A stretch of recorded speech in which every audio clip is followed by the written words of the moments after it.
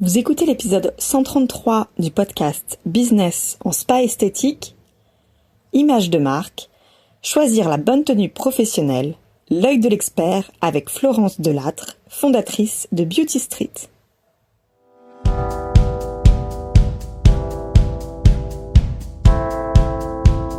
Bienvenue sur Business en spa esthétique, le premier podcast du secteur du spa et de l'esthétique en France. Je suis Tiffaine Modeste, la créatrice et directrice d'Expertise Spa Bien-être, et avec mon équipe, nous accompagnons les professionnels du spa et de l'esthétique qui veulent réussir.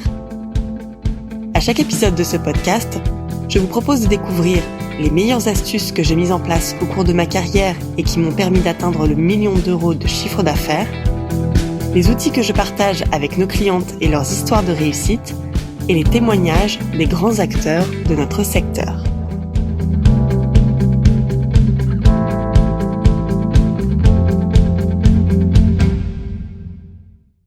Aujourd'hui, on va parler d'un détail qui n'en est finalement pas un du tout, la tenue professionnelle. Que vous soyez esthéticienne, spa-praticienne, gérante ou responsable d'équipe, la tenue fait partie intégrante de votre image de marque. Et dans un secteur où la confiance est essentielle, l'apparence et la cohérence visuelle ont un vrai pouvoir de persuasion. Alors pour en parler aujourd'hui, j'ai le plaisir d'accueillir Florence Delattre, la fondatrice de Beauty Street, la marque de tenue professionnelle spécialisée pour notre secteur. Elle va partager avec nous son parcours, ses conseils de pro, ses astuces terrain et surtout sa vision sur ce qui fait une tenue vraiment professionnelle aujourd'hui. Alors bonjour Florence, merci d'être avec nous aujourd'hui. Je suis ravie de te recevoir. Pour commencer cet épisode ensemble, je vais te poser la traditionnelle question. Est-ce que tu peux te présenter à nos auditeurs et à nos auditrices et nous raconter un petit peu ton parcours? Oui, bien sûr. D'abord, merci beaucoup de m'avoir invité pour ce podcast. C'est toujours un plaisir d'échanger et puis de pouvoir partager avec toutes les personnes qui travaillent dans le monde du spa et de l'esthétique en général. Eh bien, écoutez, moi, j'ai commencé en 2003. Je suis née dans le milieu de l'esthétique. Voilà, dans ma famille, on œuvre dans l'esthétique depuis toujours et voilà. Et puis à la sortie de mes études, j'ai une personne qui travaillait dans ce milieu également depuis longtemps, qui m'a proposé de créer des t-shirts avec des phrases zen pour les esthéticiennes. Et j'ai trouvé ça super sympa. Et j'ai dit allez banco, mais on va faire carrément toute la garde-robe des esthéticiennes, pas simplement des t-shirts. Et là j'ai pu apporter vraiment ma touche créative. Et puis je me suis vraiment découvert un talent de styliste, même si je n'avais pas du tout fait d'études dans ce domaine. Et je me suis beaucoup amusée à créer aussi à partir de mes goûts, mais surtout de ce que j'avais pu remarquer qu'il manquait dans l'esthétique, à savoir il y avait bien sûr des blouses déjà à l'époque, mais c'était essentiellement blanc et puis purement fonctionnel. Et encore, ça répondait pas forcément à tous les critères, mais bon, voilà, c'était une blouse blanche, quoi. Ça faisait le job, mais bon. Et voilà, et on s'est dit qu'on pouvait faire vraiment, vraiment mieux, apporter vraiment une touche plus prête à porter, plus féminine, plus fonctionnelle, plus agréable aussi, et surtout remettre l'esthéticienne au cœur de son métier. Pour une fois, c'était pas un produit ou un service pour qu'elle puisse le servir ou le proposer à ses clientes, mais déjà pour elle avant toute chose. Donc l'objectif était vraiment de la remettre au centre, puisque c'est elle qui détient le savoir-faire, et donc la remettre vraiment au cœur de son activité, lui redonner confiance en elle, vraiment lui redonner toute sa valeur et lui faire comprendre la valeur qu'elle a en fait dans son métier et qu'elle n'est pas juste au service de la cliente. On parle beaucoup d'ailleurs chez Beauty Street du cercle vertueux. Tout part de soi. Si la personne se sent bien dans sa tenue, dans ses vêtements, même au-delà de l'aspect esthétique, même si l'aspect esthétique compte évidemment, mais déjà se sentir bien, savoir que le vêtement il nous correspond. On l'a choisi, on est bien dedans. Ça va changer littéralement votre journée. Ce que vous dégagez, votre énergie. Et puis, forcément, les clientes le ressentent, elles le perçoivent, dans votre confiance en vous, dans votre professionnalisme, enfin, dans tout un tas de choses. Et aussi, c'est une question de cohérence, évidemment, avec le travail que les esthéticiennes font, évidemment. Ouais, exactement. Et ça, du coup, on va en parler dans cet épisode, cette cohérence d'image de marque. Avant d'aller plus loin, d'ailleurs, dans ce sujet-là, est-ce que tu peux nous raconter un peu, puisque tu es la fondatrice de Beauty Street, qui est une marque très connue dans notre secteur sur les tenues et le linge professionnel. Est-ce que tu peux nous raconter un petit peu l'historique de l'entreprise Beauty Street? Eh bien oui, donc voilà, on a démarré en 2003. Le but était vraiment d'amener plus de bien-être au travail pour les personnes qui travaillent. Donc vraiment apporter cette notion de plaisir, de respect de soi, d'amour de soi, de soin qu'on s'apporte à soi, et par conséquent aussi d'image, d'élever aussi l'image de l'esthéticienne, vraiment upgrader aussi l'impact en fait qu'elle peut avoir sur les clients, avoir un côté beaucoup plus professionnel, en tout cas aux yeux des clients, parce que les gens se font souvent leur première impression dans les premières minutes, ou voilà, souvent sur des choses qui peuvent paraître des détails, mais c'est la psychologie humaine est faite ainsi. C'est des petites choses qu'on perçoit et qui peuvent tout aussi bien vous donner confiance, tout comme à l'inverse vous faire complètement perdre la crédibilité, la confiance, parce que vous avez vu quelque chose qui vous a complètement refroidi. Un peu comme si vous allez au restaurant, vous voyez quelque chose qui vous inspire pas du tout confiance. C'est un peu, voilà, ça casse tout. Alors que peut-être la cuisine était délicieuse et tout le reste était parfait, mais voilà, parfois c'est un petit truc qui fait toute la différence, dans le positif comme en négatif. Ok. Donc, je te propose que justement on aille explorer un peu plus ce côté impact de la tenue d'une image professionnelle, notamment chez les professionnels de la beauté. Je me souviens, avant d'être dirigeante d'Expertise Pas Bien-être, j'ai été esthéticienne sur le terrain et j'ai même commencé en faisant des animations commerciales pour différentes marques de cosmétiques. Et j'ai travaillé pour une marque de cosmétiques aussi en parapharmacie. Et je me souviens très bien de mes débuts à ce poste d'animatrice commerciale.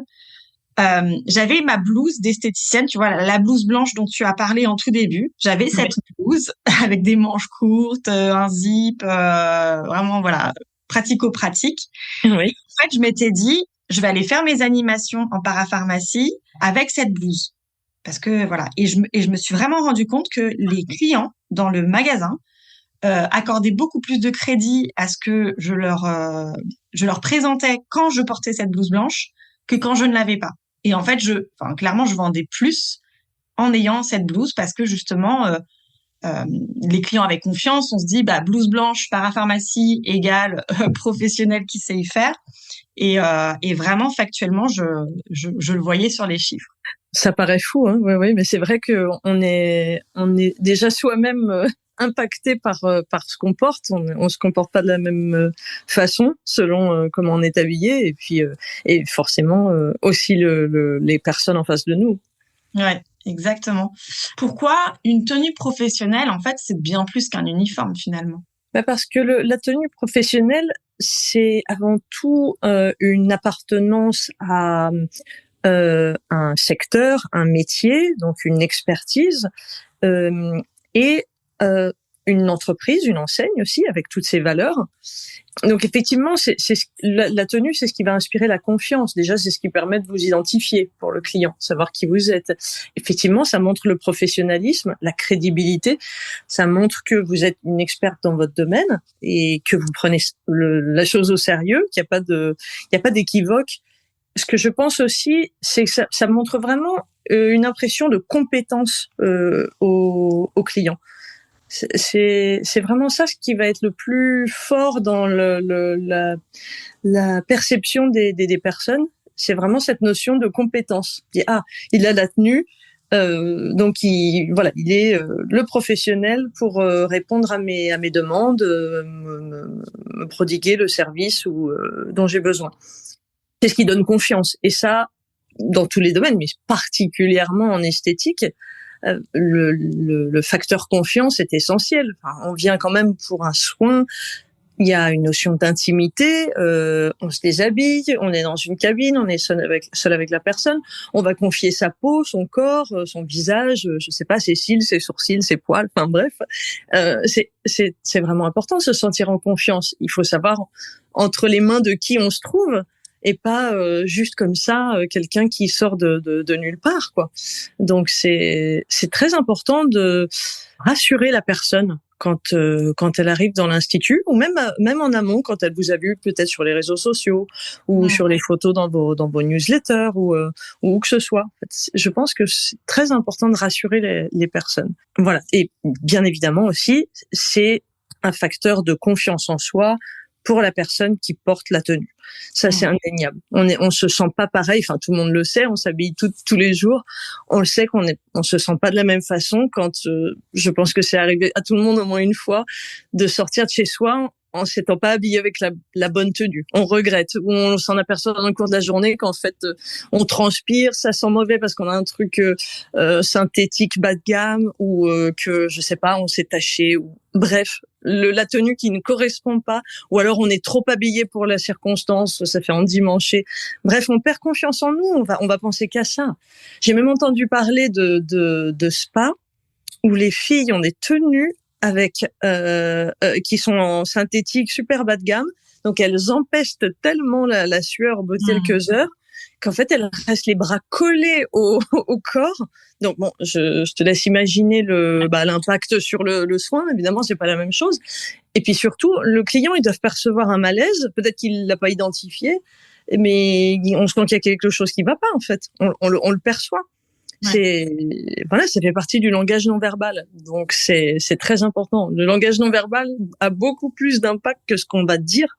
Et donc la confiance en soi, le fait de se sentir bien, de se sentir belle, et surtout la congruence avec tout l'univers de l'institut en question, de l'établissement, de la marque, et puis de nos valeurs, tout simplement. Il faut vraiment qu'il y ait une harmonie entre tout ça. Sinon, va y avoir un décrochage. Il y a quelque chose qui va être incohérent, et on va se dire, oula, qu'est-ce qui se passe? Il y a quelque chose qui va pas, et on perd un petit peu la crédibilité, quoi. C'est dommage. Ouais. C'est vraiment dommage. Ouais, je suis complètement d'accord. Cette confiance, c'est un vrai détail qui fait une vraie différence et que le client perçoit. J'entends aussi dans ce que tu partages avec nous, c'est le confort. C'est-à-dire, oui, on a confiance en soi, mais c'est aussi très confortable d'être à l'aise. Et là, je pense aussi, donc, en règle générale, dans les centres où on a des équipes, la tenue, on la retrouve assez fréquemment parce que du coup, ça permet vraiment d'identifier à qui on a affaire en tant que client. Mais je pense aussi à toutes ces professionnels de l'esthétique, du spa et du bien-être qui exercent en tant qu'indépendantes, qui exercent seules, donc soit dans un centre ou soit même à domicile parfois. Peut-être que je me trompe, mais je trouve que les indépendantes et les praticiennes qui exercent seules ont peut-être moins cette habitude de porter une tenue professionnelle. Est-ce que tu aurais peut-être 2-3 avantages que toi tu vois comme étant des avantages majeurs à porter une tenue professionnelle, même quand on exerce seul son activité? Oui, évidemment. Déjà parce que c'est le même métier, même s'il se pratique dans des circonstances un petit peu différentes. Le métier, les actes sont plus ou moins les mêmes. Donc la notion de professionnalisme, de confiance, de crédibilité et de compétence est exactement la même. Ça ne change pas. Je dirais même, justement, la personne qui va se déplacer peut-être à domicile, faut vraiment qu'elle montre patte blanche parce que elle est pas associée à un institut, à une enseigne, à un spa, à une marque. Donc elle est vraiment toute seule. Donc elle peut même pas s'appuyer sur la marque ou quoi que ce soit. Donc je dirais, c'est même d'autant plus important, ou tout du moins aussi important. Ça, c'est certain. Après, la deuxième chose, c'est que c'est très important d'avoir le confort dont on a besoin, pouvoir travailler totalement librement, sans que la tenue soit un problème. La tenue doit être à votre service et pas l'inverse. Donc, il s'agit pas d'être juste belle, mais complètement engoncée, pas pouvoir bouger ou sentir la transpiration ou que sais-je. Donc, c'est vraiment très important d'avoir tous les critères qui sont importants pour pratiquer ce métier, que tous les critères soient ouverts, en fait, soient cochés. Parce que sinon, à un moment donné, vous allez être gêné quand vous allez faire un massage, vous allez être bloqué, vous allez avoir le décolleté qui s'ouvre trop, vous allez être embarrassé parce que peut-être la blouse est trop courte ou je ne sais quoi. Donc, c'est vraiment important d'avoir le respect de ces critères professionnels pour se sentir bien. C'est essentiel. En plus, ça va changer complètement la qualité des soins que vous proposez, parce que vous serez parfaitement à l'aise. Et en plus, surtout, vous passerez une meilleure journée de travail. Enfin, c'est sans comparaison. Oui, c'est vrai que vu comme ça, en fait, la tenue, c'est vraiment, ça contribue à l'image de marque. Et c'est vrai que quand on est seul, comme tu disais, on n'a pas de vitrine, on n'a pas d'enseigne. C'est d'autant plus important justement d'incarner un peu sa propre marque. Tu accompagnes de nombreux centres, hein, c'est vraiment Beauty Street, c'est un peu un des leaders dans le marché professionnel. Quelle est l'erreur la plus fréquente que tu observes lorsque les spas et les instituts, enfin quand il s'agit de choisir une tenue, quelle est l'erreur majeure que tu observes de la part des professionnels? Est-ce qu'il y a vraiment une chose qui ressort à chaque fois et tu dis attention, là c'est un piège? Souvent c'est chercher le prix, un prix bas, très bas, au détriment de son image de marque, au détriment aussi des caractéristiques techniques essentielles dont on a besoin pour travailler. Par exemple, il y en a qui peuvent vraiment aller choisir des tenues, on a déjà entendu ça, des tenues dans des magasins de prêt-à-porter, tout simplement. Donc, forcément, ces vêtements sont pas faits pour subir des lavages répétés, ils sont pas forcément faits dans les matériaux dont on a besoin pour travailler. Si on transpire, souvent on travaille dans des environnements chauds, en spa ou en institut, donc on a tendance à avoir chaud, donc le vêtement peut être trop chaud, ou parfois si c'est du 100% coton, malheureusement ça conserve l'humidité. Donc vous allez vite voir le problème, les limites en fait de votre tenue. Donc ça c'est une erreur que parfois on entend chez les gens. Bon, ils en reviennent vite, ils s'en aperçoivent eux-mêmes, hein, et s'aperçoivent que ces vêtements sont pas faits pour être lavés tous les jours. Ça les oblige à renouveler plus souvent leur tenue. Donc finalement il y a une dépense inutile, alors qu'on aurait pu investir un tout petit peu plus au départ, mais ça aurait permis de garder sa tenue beaucoup plus longtemps et surtout d'être beaucoup plus professionnel, et puis de travailler dans les bonnes conditions. En fait, il y a une tenue pour certains métiers qui doivent être les tenues adéquates, en fait, comme il y a les tenues pour les militaires, c'est pas la même chose que la tenue pour faire du yoga et la tenue pour être esthéticienne. C'est pas la même chose. Allez essayer de faire du yoga en jean. Bon courage. Donc voilà, c'est important d'avoir vraiment la tenue adéquate.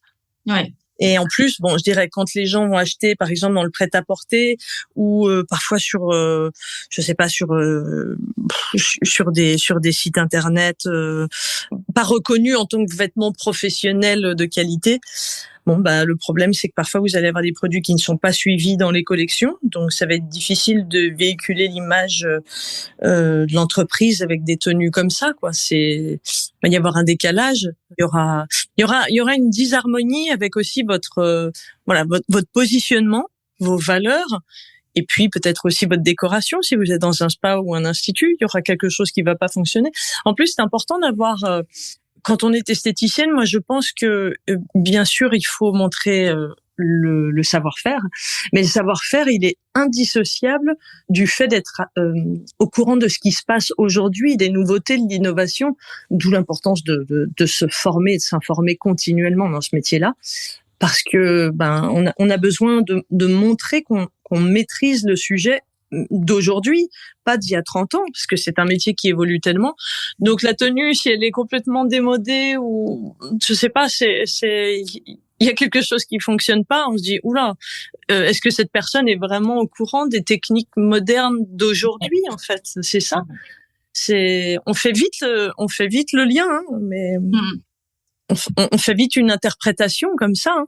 Exactement. Ouais, c'est comme si vous allez vous faire maquiller dans un institut, et que l'esthéticienne a un maquillage vraiment très très démodé. Bon non, on va pas avoir envie. Ouais, exactement. On parle de cohérence. On parle aussi de cohérence en termes de positionnement, hein, d'image de marque. C'est valable pour la tenue. Est-ce que tu pourrais nous donner quelques exemples concrets de tenues que tu recommandes? Alors, dans le livre que j'ai publié aux éditions Juno qui s'appelle Artisans de la beauté, devenez de véritables chefs d'entreprise, je présente les 4 grands types de positionnement. On a les centres low cost, les centres moyen de gamme, les centres haut de gamme et les centres luxe. Est-ce que tu pourrais nous donner des exemples concrets de tenues que tu recommandes en fonction de ces 4 grands types de positionnement? Est-ce qu'il y a des modèles phares, par exemple, chez Beauty Street, quand on a un centre low cost ou moyen de gamme ou haut de gamme et luxe? Oui, bien sûr. Bon, ça va être notamment en fonction du prix. Hein. Par exemple, si on commence par le premier niveau, comme tu dis, le centre low cost, nous on propose les tenues entrée de gamme, mais qui respectent toujours les mêmes critères. Hein. Je le précise, c'est important, de qualité et de durabilité que toute la collection. Hein, ça, il y a aucune différence. C'est la tunique Alaska, par exemple, qui a un côté assez minimaliste. Moi, je l'aime beaucoup parce qu'elle a un côté vraiment très sobre, simple, et en même temps un style moderne, mais assez intemporel. Donc, je la recommande vivement. Elle a un beau tombé, une belle tenue. Et surtout, on la lave en machine sans problème tous les jours, voilà. Et a priori, pas de repassage ou un repassage vraiment superflu. Il y a également la tunique Jakarta qui est assez stylée, qui est blanche et noire, enfin avec des finitions noires. Et celle-ci est plus ample, donc vraiment pour les personnes qui veulent avoir vraiment beaucoup d'aisance. Donc ça, je la recommande vivement. Et puis la tunique Asia, enfin kimono Asia, qui est un grand classique chez nous, qui existe depuis longtemps, et vraiment un intemporel dans le style zen, avec un mélange polyester-coton, voilà, pour celles qui apprécient d'avoir aussi le coton dans leur tenue. Voilà. Ensuite, il y a dans les moyens de gamme, il y a la tunique Vendôme, la tunique Savane, Antigua, Java.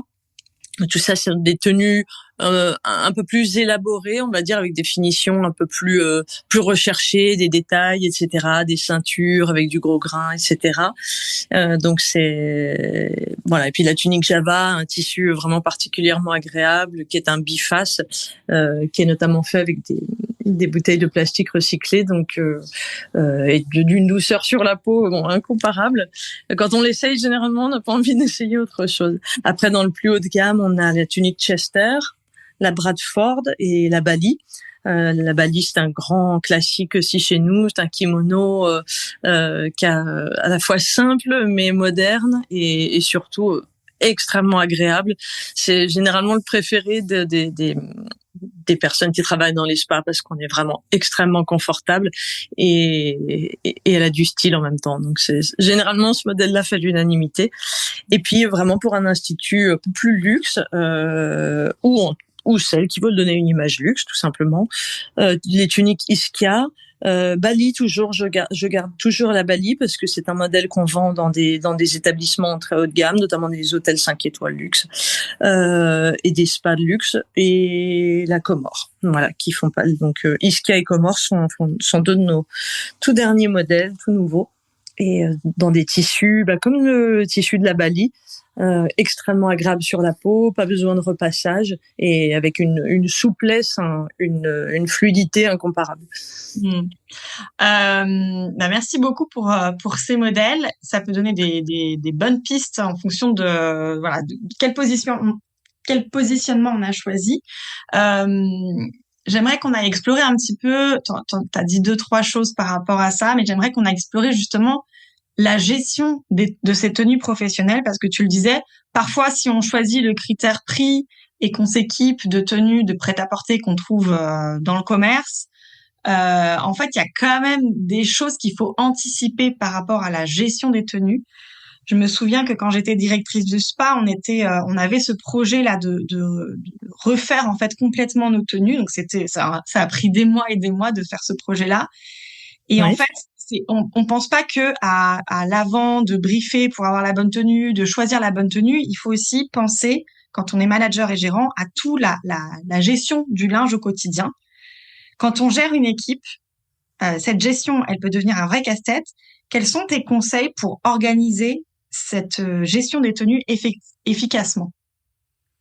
Eh ben déjà, moi je préconise parfois le consulter l'équipe pour définir en amont une shortlist de la sélection des modèles préférés de l'équipe pour choisir vraiment la tenue qui sera choisie. C'est pas toujours évident de mettre tout le monde d'accord, mais s'il y a une shortlist pour chacune, au moins par exemple 3 tenues au choix, bon, souvent il y a des chances qu'on tombe d'accord. Et bon, surtout aussi, la plupart des tenues qu'on propose sont des tenues avec quand même. On répond à beaucoup des critères. Il va pas y avoir des modèles particulièrement moulants, courts ou quoi. Donc, bon, généralement, ça a des chances de satisfaire à peu près tout le monde. Et donc, bon, voilà, de proposer l'avis de l'équipe, et puis ensuite choisir. En recensant les tailles, en tenant bien compte du guide des tailles du produit sélectionné, qui est disponible notamment sur nos fiches produits, ou enfin sur n'importe quel site internet. Généralement, il y a le guide des tailles, pour avoir la taille de la personne, et garder, si possible, pourquoi pas un fichier chez vous, la taille de chaque personne. Comme ça, vous n'avez pas à refaire toute une enquête à chaque fois que vous voulez repasser commande pour vos réassorts. Après, pour la gestion du linge en soi, moi je préconise d'avoir si c'est possible, si l'institut le permet, d'avoir une machine à laver en interne pour pouvoir centraliser la manutention, le lavage, etc. Ça évite d'avoir des différences d'entretien entre chacune, et de surtout bien respecter les conditions d'entretien, parce que l'entretien des tenues, c'est ce qui va déterminer la durée de vie de votre tenue, tout simplement. Donc éviter le sèche-linge. La plupart de nos tenues se sèchent très rapidement. Même la tenue Bali dont je vous parlais, la tenue Java ou Iska, ça sèche en 30 minutes. Vous pouvez les laver même à la pause déjeuner, vous voyez. Donc c'est assez pratique. Donc voilà, centraliser l'entretien, c'est quand même mieux. Ça évite les problèmes, les risques d'abîmer les tenues selon chacune. C'est vrai que du coup, moi j'avais carrément construit toute une procédure. Je suis un peu Madame Procédure, j'en parle régulièrement dans le podcast. Ouais. J'avais construit toute une procédure pour comment entretenir sa tenue. J'avais fait justement ce tableau prénom, taille, référence, etc. Parce que c'est vrai que surtout quand on a des équipes qui sont importantes, si on n'a pas un minimum de structure, si on n'a pas un minimum de procédures qui sont en place, ça devient vite un casse-tête, et c'est là où on a j'ai oublié ma tenue aujourd'hui, ou aujourd'hui je vais remettre ma tenue qui est tachée parce que j'ai oublié de reprendre une tenue propre. Et c'est vrai que de pouvoir avoir une machine, de dire la tenue elle reste sur place, vous la nettoyez sur place, ça évite bien des problèmes après. Est-ce que tu as des bonnes pratiques ou des astuces que tu as vues chez des centres qui étaient super bien organisés par rapport à la gestion de leur tenue? Les bonnes pratiques, alors oui, par exemple, entre 2 et 4 tenues par personne au moins les hauts, les tuniques, les blouses, c'est bien. Ça permet de pas être obligé de laver sa tenue tous les jours. Donc c'est quand même un peu plus reposant.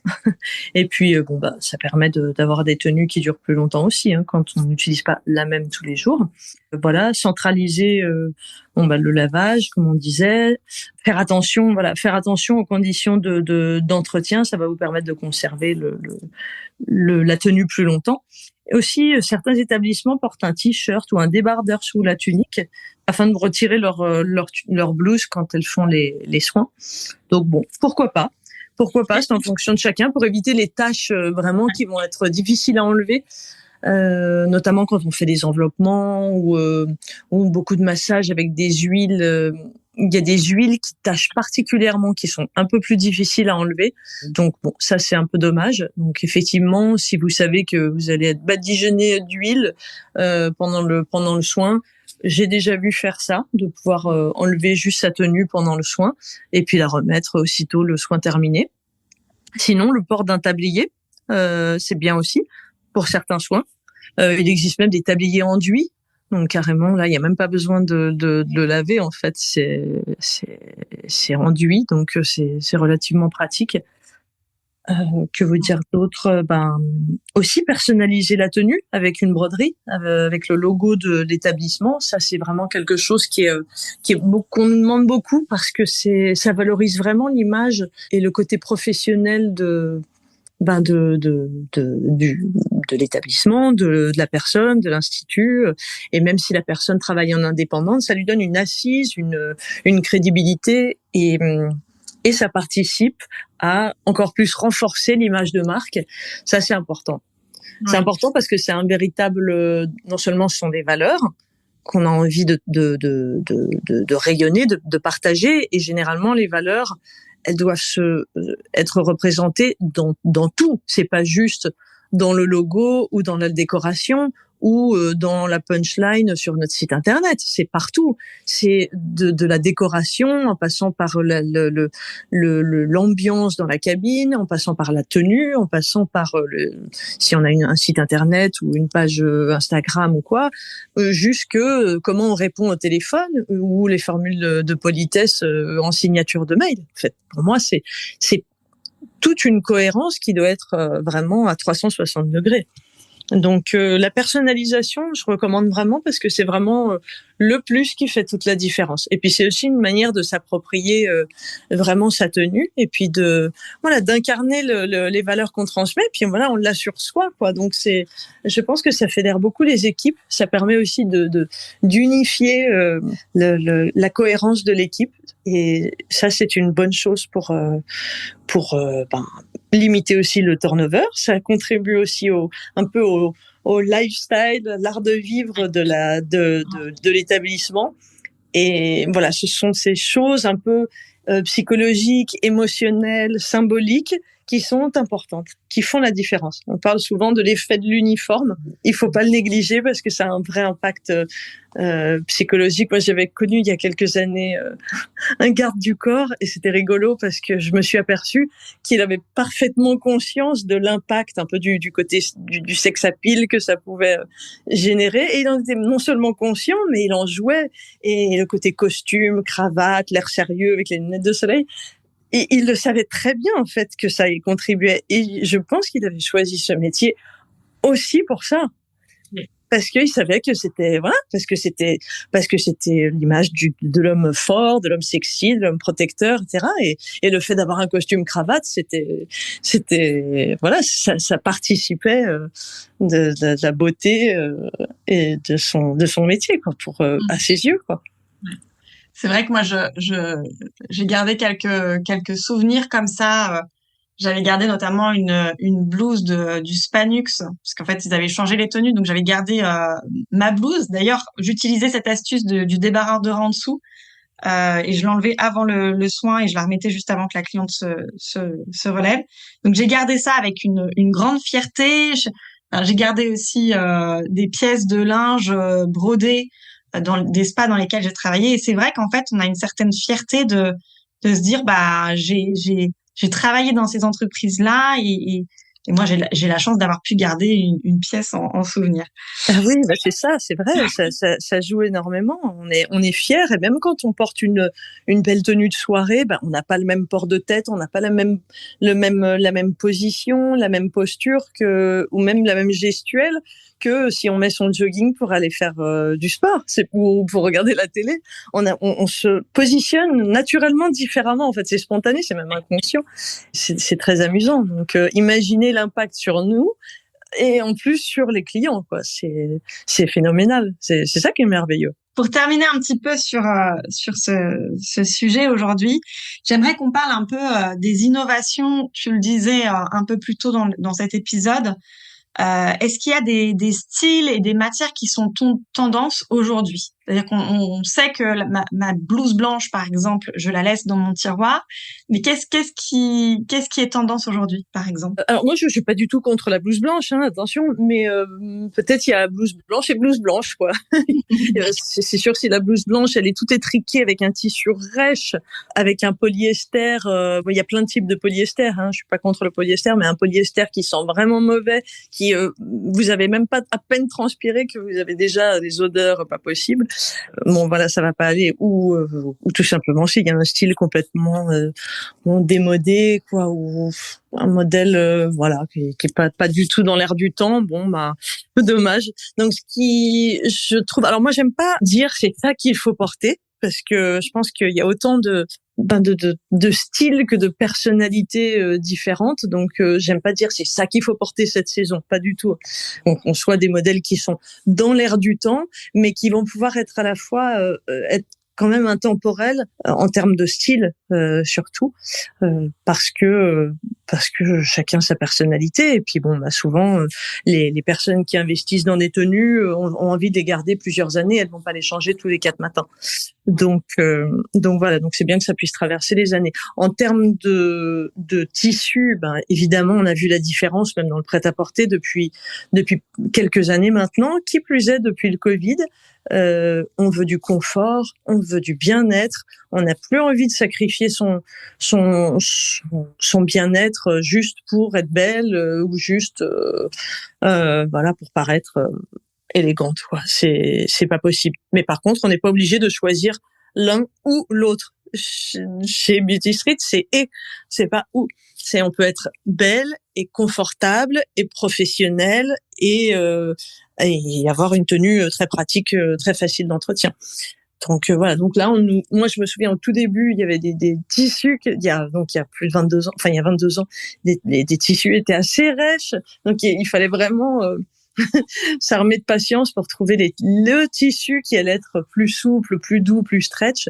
Et puis petit à petit, heureusement, les fabricants de tissus techniques, parce que je précise que dans le vêtement professionnel, le monde de l'uniforme, il est essentiel d'avoir des tissus techniques, parce que ça n'aura pas du tout les mêmes caractéristiques qu'un tissu du prêt-à-porter lambda. Les tissus du prêt-à-porter, en théorie, ne sont pas faits pour être portés tous les jours, ni lavés tous les jours. Avoir un tissu technique, c'est très important de se renseigner s'il est vraiment conçu pour un usage professionnel et pour être porté et lavé tous les jours.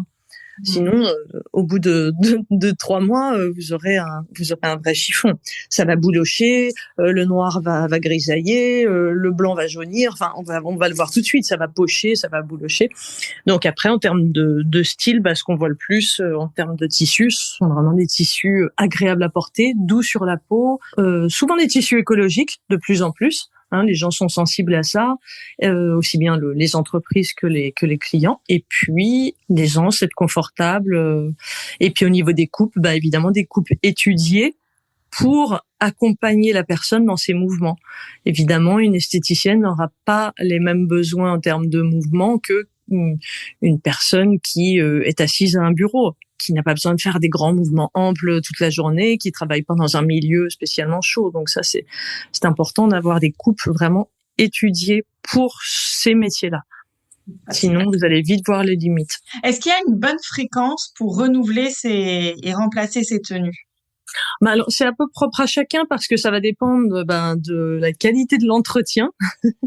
De si on prend plus ou moins soin de sa tenue, c'est important de pas mélanger les matières, par exemple, quand on lave la tenue, de respecter la température de lavage, de pas le passer au sèche-linge, de respecter aussi, si vous repassez la tenue, de pas la repasser trop chaud. Enfin, ça dépend de beaucoup de ces critères. Aussi, si vous en avez pris une par personne ou 3 ou 4, évidemment, vous n'allez pas la porter aussi souvent si vous en avez plusieurs de rechange. Donc moi j'ai eu des clientes qui m'ont dit ça va faire je sais pas 6 ou 7 ans qu'elles ont toujours leur tenue, qu'elles ne l'ont pas changée, mais parce que pas pour économiser, parce qu'elle est toujours impeccable, elle en est toujours ravie. Alors moi je suis très contente parce que parfois les gens dans les affaires peuvent me dire oui, mais comme ça tu renouvelles pas assez souvent. Ah non, mais alors ça c'est pas mon problème. Moi je veux que les gens soient satisfaits, et les gens satisfaits, un jour ils reviendront parce qu'ils ont été contents. Mais moi, c'était essentiel, la question de l'éthique, faire quelque chose de qualité. Pour moi, c'était vraiment la base de tout, et que la personne puisse en avoir pour son argent, et que ça dure longtemps en fait, qu'elle reste de bonne qualité, avec une belle tenue pendant le plus longtemps possible. Est-ce que justement on parlait des tendances de renouvellement, est-ce que chez Beauty Street vous avez des systèmes de collection, et à quelle fréquence vous renouvelez ces collections? Alors, c'est un peu aléatoire. Je dirais entre 1 an et 2 ans. C'est pas systématique. 1 an et demi, on va dire que la moyenne c'est 1 an et demi. Okay. Voilà.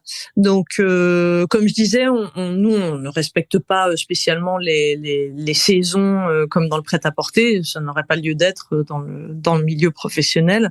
C'est à peu près tous les ans et demi, mais il n'y a pas une date précise. Même si souvent c'est à la date du congrès des nouvelles esthétiques, on aime bien proposer la nouvelle collection à l'occasion du congrès, mais ça varie un petit peu. Parfois aussi on lance des nouveaux modèles en cours d'année, 1 ou 2, ça c'est un petit peu plus rare qu'on fasse ça, mais ça peut arriver aussi pour apporter une surprise à nos clientes. Merci beaucoup. On arrive à la fin de cet épisode. J'ai une question que je pose à quasiment tous les invités que je reçois sur le podcast. Si tu devais résumer en une phrase ce qui est le plus important pour qu'un ou une professionnelle du spa ou de l'esthétique reflète une image cohérente et professionnelle, ce serait quoi? Alors, je pense que c'est un ensemble de choses. Être compétente, avoir un savoir-faire vraiment maîtrisé et mis à jour, d'où l'importance de se former tout le temps, tout au long de sa carrière, se former et s'informer, et pas juste avec quelques posts sur Instagram. Je parle vraiment de faire des vraies formations régulièrement, toute l'année.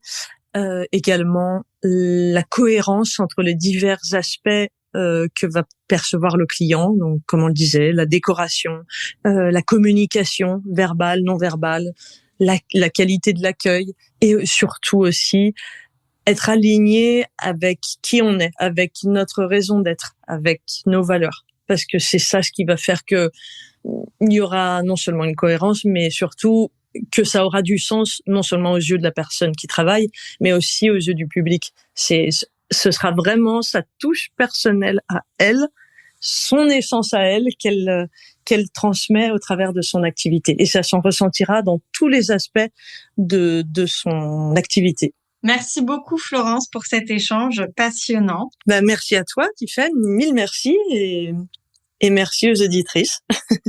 Vous l'avez compris, la tenue professionnelle, ce n'est pas juste une question de style, c'est un levier de professionnalisation, de cohérence et de confiance pour votre clientèle.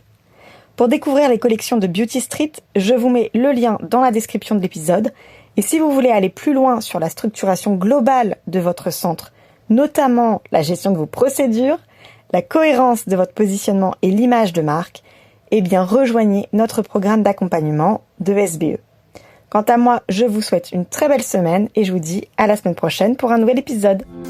Si vous aimez ce podcast, rendez-vous sur le site Expertise Spa Bien-être pour découvrir les cours et le programme de SBE qui ont déjà aidé des milliers de gérants, managers et leurs équipes à développer leurs compétences et les performances de leur business. N'oubliez pas de vous abonner au podcast dans votre plateforme d'écoute préférée et de nous partager votre avis. Cela nous aide énormément. Merci et à la semaine prochaine.